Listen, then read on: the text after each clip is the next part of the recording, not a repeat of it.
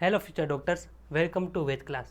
જે વિદ્યાર્થીઓએ NEET 2021ની exam આપી હતી અને જે સારા માર્ક લાવ્યા છે એના માટે આજ ખુશ ખબર છે, કેમ કે જેટલા દિવસથી આપણે જેની રાહ જોતા હતા એ દિવસ આજે આવી ગયો છે. ગુજરાત મેડિકલ કાઉન્સિલે આજે ગુજરાતના વિદ્યાર્થીઓએ જે કાઉન્સેલિંગમાં ભાગ લીધો હતો એનું મેરિટ લિસ્ટ છે એ જાહેર કર્યું છે. તો આ રીતે MEDADM ગુજરાત ઉપર તમે જ્યારે જશો વેબસાઇટ ઉપર ત્યારે તમને આ રીતના મેરિટ લિસ્ટના અલગ અલગ લિંક છે તમને અહીંયા જોવા મળશે.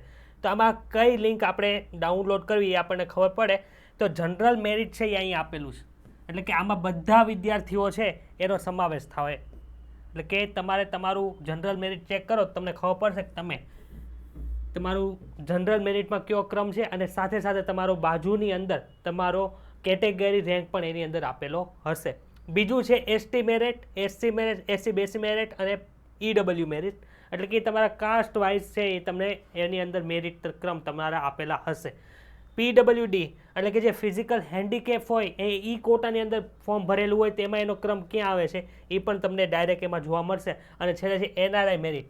તો NRI મેરિટની અંદર જે NRI કોટામાંથી જે અપ્લાય કર્યું હોય એના માટેનું મેરિટ છે એ એમાં તમને જોવા મળશે.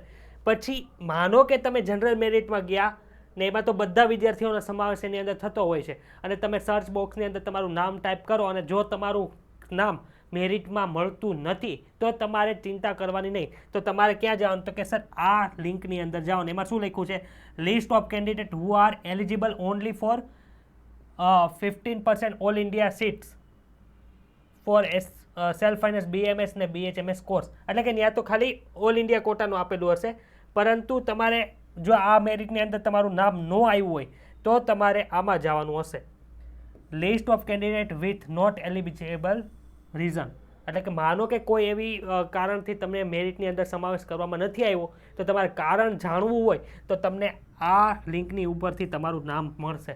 માનો કે ઘણી વખત એવું થાય કે તમે આગળના વર્ષોની અંદર મેડિકલ કાઉન્સિલ દ્વારા તમને એડમિશન આપ્યું હોય, તમે ત્યાં ભણતા હોય, તમે જો ડાયરેક્ટ અત્યારે જાઓ ને તમે NOC સબમિટ ન કરાવ્યું હોય તો તમારે તમારું નામ છે એ મેરિટની અંદર ન આવે તો તમારે શું કરવાનું, તો કે સર તમારે NOC તમારી કોલેજમાંથી લઈ અને તમારે કાઉન્સિલને પોગાડવી પડે તો તમારું મેરિટની અંદર નામ આવી જાય.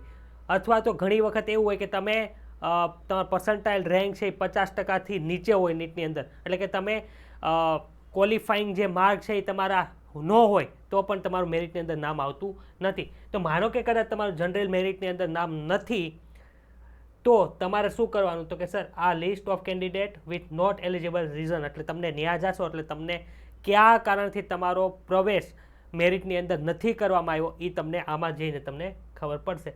તો આ અમુક ઇમ્પોર્ટન્ટ લિંક છે એ અહીંયા આપેલી છે.